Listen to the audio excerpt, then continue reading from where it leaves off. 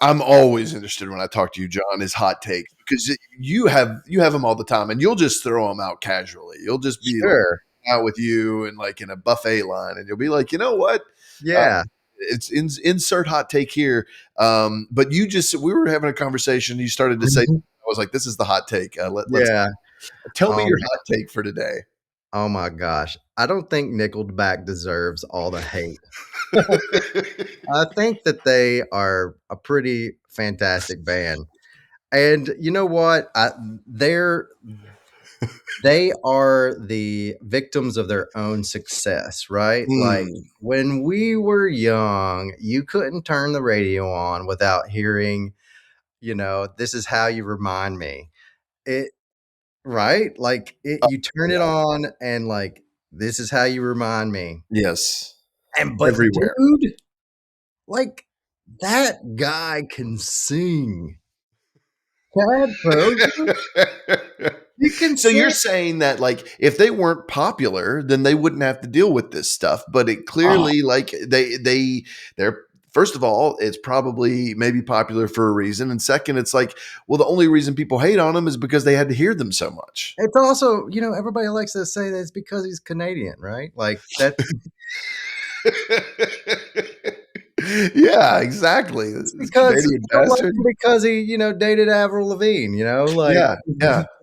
they were all Avril fans, and then he's no, man, like this is how you remind me is a good song. It's a good song. And like All the Right Reasons is a fantastic record. And you want to turn it on and just like jam to some like hard rock, like it's good. It's good. The guitars are tight, the riffs are good. I mean, yeah, it's not bad. Okay. I want to know how far this extends. Like, there's one thing to be like, look, dude, I don't care what anybody says. Photograph is a banger. Like, that's one thing, right? Like, it comes on and you just have that thought. Now, there's another thing to be like, look, I know people hate this, but their latest album that came out in 2016 is like, how far do we go here? Is it kind of like casual listener?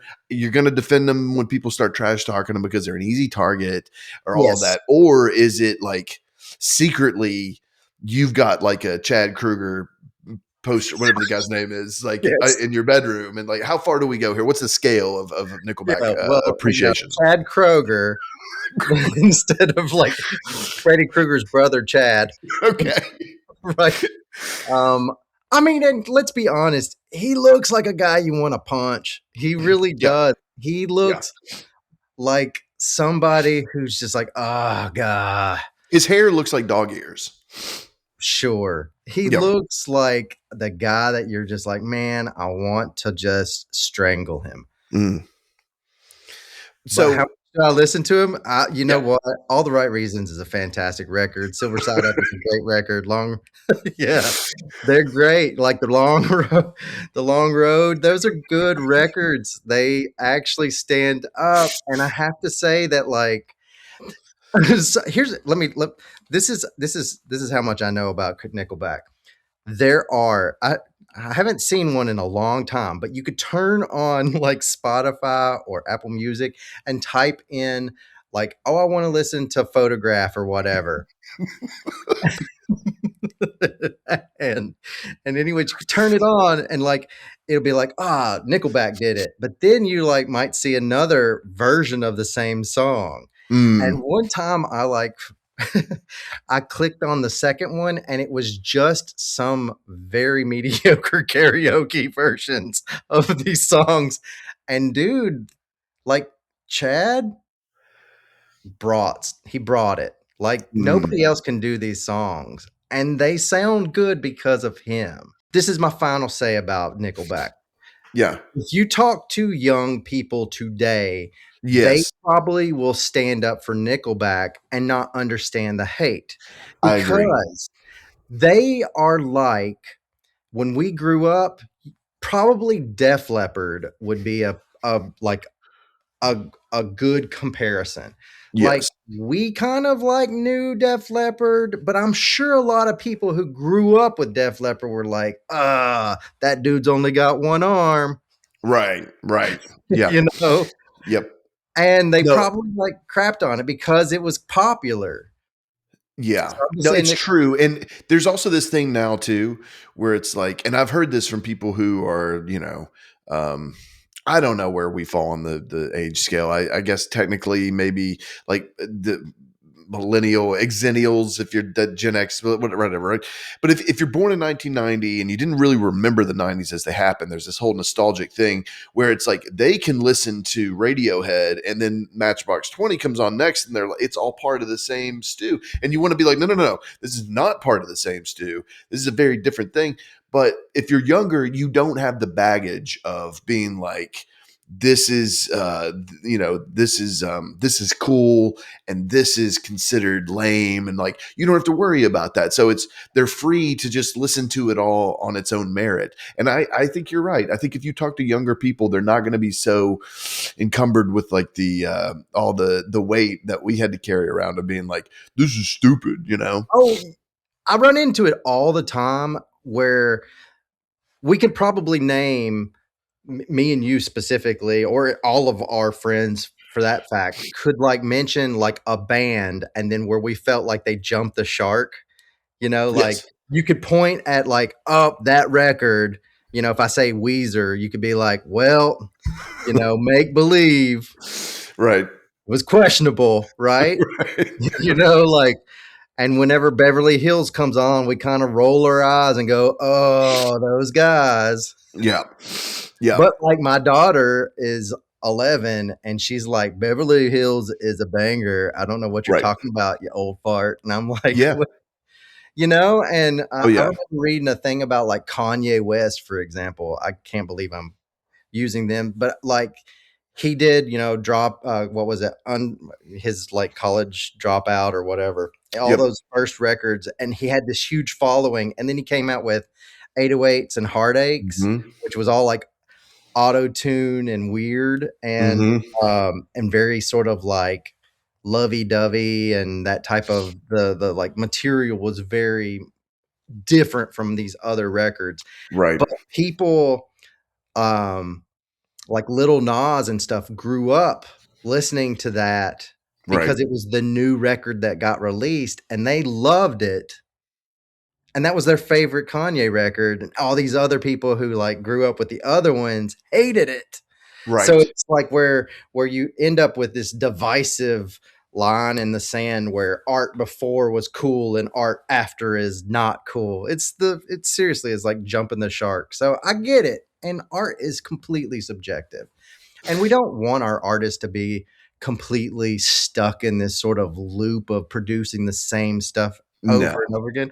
Although I tell you what, I do love Chevelle, who like they like perfected the formula and they just keep doing the same thing over and over again. I'm just like, yes, I have now 1005 songs that sound the same. And I love it. I No. can just so I I don't. don't know. It's It's true, weird. man. I mean, well, you think about like I can think about examples from my own life, and for me, when I got like when I was getting into Led Zeppelin, for example, it's all there for you as a package. Their Right. complete discography from beginning to end is just like, boom, here you go. And I can hear like Dire Maker and be like, great, love this one. And then you present that to someone who is like a big fan and early on, and they're like, hold on, bud, let's reel that back. Like that's Yes. a piece of shit, and this stuff is great. So yeah, no, I do think Exactly. it shades how you think about it if you don't have to live through the real time commentary of this stuff. Yes. Yeah. And it's hard because like when artists are hot in the moment and they've hit that like the first platinum record and they're Yeah. on the stage, there's this anticipation for the next art and it just never lives up to like the hype. Right. I remember when Melancholy came out after Sound May's Dream. I'm talking about the Mm, Smashing Pumpkins. yeah. And like I remember listening in the car to Melancholy, 2 discs, and everybody like historically loved Melancholy. But I remember Yeah. being in the car going, "What is this? Mm, What is this?" it's very different. It's It's very very different. different. I remember reading about I was like, well, Flood, who was the recording engineer and Yeah. producer for it, I was like, Flood clearly just he dropped the ball. Butch Vig is the only guy who knows how to record the Smashing Pumpkins. Yeah. Of course. And now in retrospect, do you have a different opinion of melancholy? Oh, yeah, of Yeah. course, like, through time, even as I said, like, Make Believe, as much as I really kind of, like, crapped on that record, hey, man, it's got some good songs on it now, so, yeah, I guess in my old age, I start getting a little bit the blistering, hatred of it kind of, like, fades away, and I can just start to appreciate the growth. Well, Nickelback has 10 albums. They have been All going from 10. '96 to 2022 It's with Get Rollin' being the latest. So I mean, if it's a anybody's classic. out there and John has convinced you that, look, man, we need to lay off Nickelback and get our heads screwed on right. There's a lot of material to go back. I don't know about the evolution of the band. I don't Oh, know if yeah. Get Rollin' sounds a lot like the State or Silver Side No, Up. No no, idea. no Um, idea. Okay, No, so no. we're not that you don't have a copy of Get Rollin' that you put around. Autographed. Autographed. I've got, like Did you ever see them live? no, Okay, okay. no, no. So it's Oh, just man. it's a soft defense. It's like, you look, man, maybe we're going a little bit overboard with our hate. Yes, absolutely.